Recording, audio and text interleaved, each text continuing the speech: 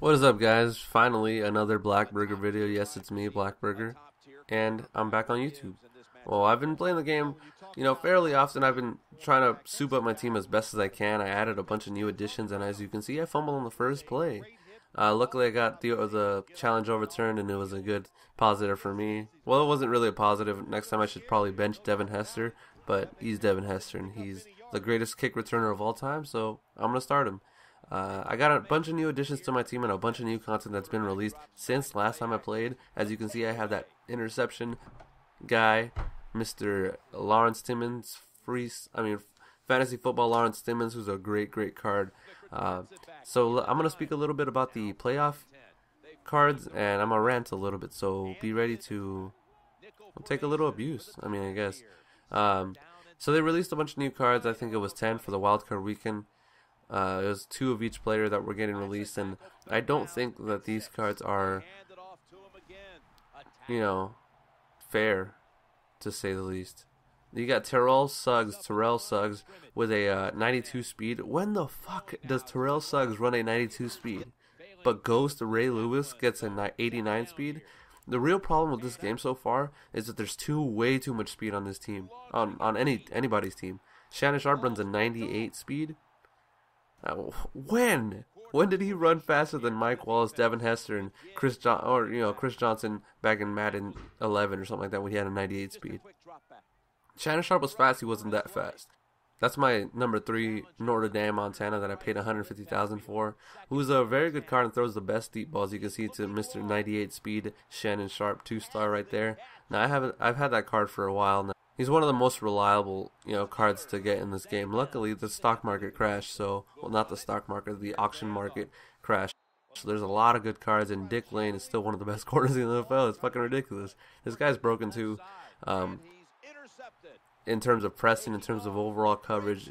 You can beat him if he presses you really good, hit him on a streak or something, and you should be fine. You can see a interception, back-to-back actual interceptions, first from Dick Lane and now from Woodson, and it's great to be on top, isn't it? That's what she said.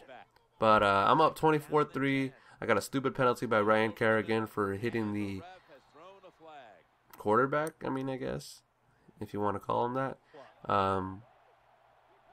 And he scores, so that kind of sucks.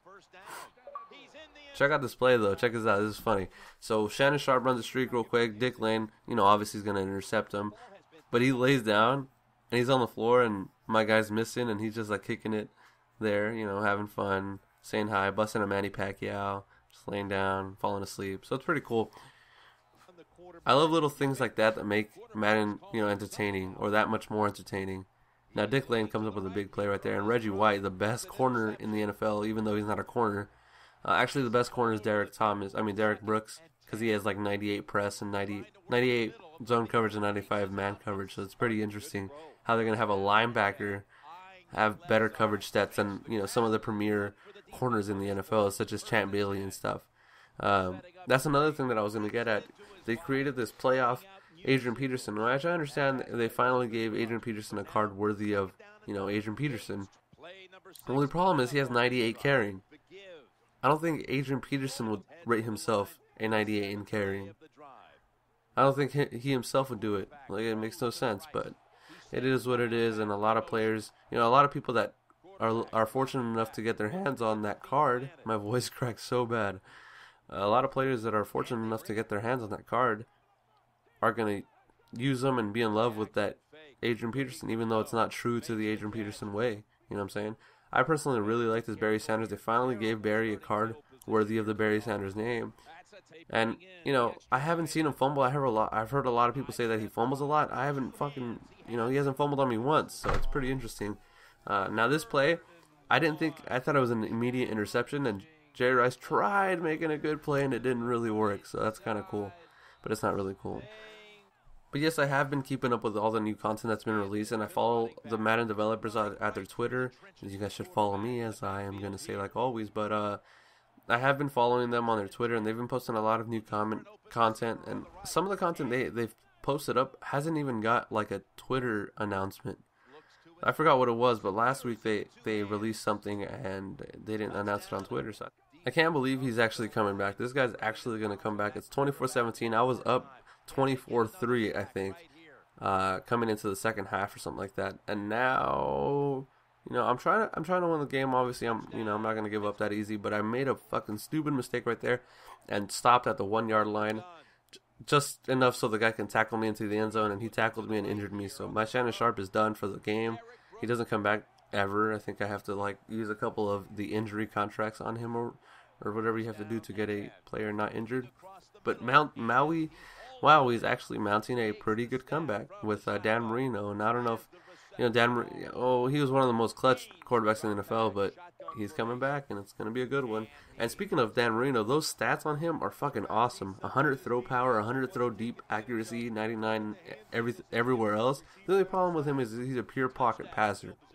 So what a pure pocket passer is, you know, he only throws in the pocket. I'm sure you guys all know that. Because he has like 58 speed, and he's not going to outrun, you know, Derrick Brooks with that 95 speed or anything like that. So it makes sense for him to be really the best at one dimension of quarterback play and suck at the other one. So he's mounting a comeback, and I'm going to get an interception, and I miss it. So Kellen wins those scores, and it's kind of annoying. 31-31 back up top, and it's time to win the game. It's one of those drives that Joe Montana did historically so many times where he seals the game with 1 minute and 20 seconds to go, and bam, I got it. Yeah, it feels good. So I basically won. I just have to make sure I don't fumble, run the ball down, and just win the game, man. Like it's pretty much over. Like there's no way you can come back from this, and it feels good. You know, first Madden video on YouTube in over a month, and I, you know, kick a field goal to win. Now, if you guys have been following me for a while, you know I always used to miss a field goal and lose the game. So I made it there.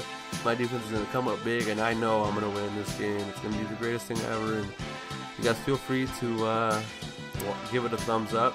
You know, ask me for some free cards, because I love questions for free cards. And Ronnie Lott comes up with a big interception to seal the game, and there is your dagger. So thank you guys for watching this video. If you guys stuck through it, feel free to follow me at Twitter at Blackburger, BLAKBURGER, and tune in tomorrow for another video. Thank you.